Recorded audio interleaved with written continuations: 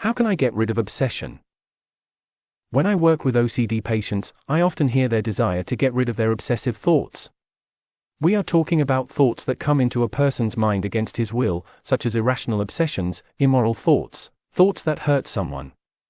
A person really wants these unnecessary thoughts to no longer come and asks a psychologist how. However, the answer to this question is very disappointing. To get rid of an obsession, you need to come to terms with it and stop trying to get rid of it. And no one will guarantee rescue, most likely they will only become significantly weakened.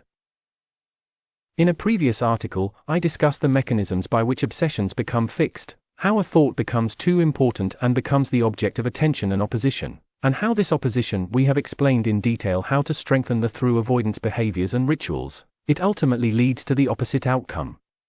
To avoid falling into the vicious cycle of OCD, you need to let your thoughts be. And of course, this is easier said than done.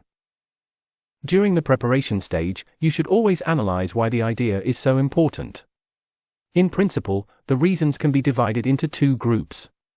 One is moral perfectionism, good people should have good thoughts, and magical thinking, bad thoughts can harm oneself or others.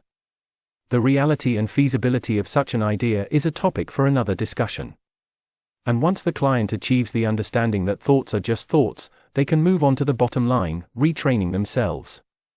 A person can understand hundreds of times in their head that a thought is not dangerous, but they still habitually continue to react to the thought as dangerous and unpleasant. And to get through this, we need to retrain ourselves from the way we normally respond to new things.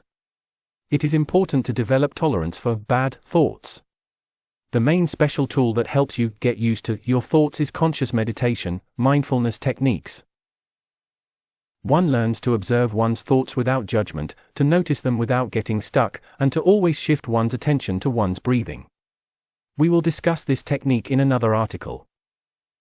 Getting used to the thoughts can be made much easier by discussing them with a psychotherapist, but this is often a big problem for people with OCD. Often you have to explain yourself allegorically at first. It is very difficult to voice thoughts that are embarrassing and uncomfortable. And yet, it is very soothing. And writing it down is even more soothing. For example, there is the practice of intentionally reinforcing a fearful thought by repeating it over and over again until it becomes boring. Not everyone can do this. Dealing with obsessions takes time and requires enduring discomfort. Moreover, there is no guarantee that thoughts will eventually stop appearing altogether. That's not the goal. The goal is to remain fully alive despite unpleasant thoughts.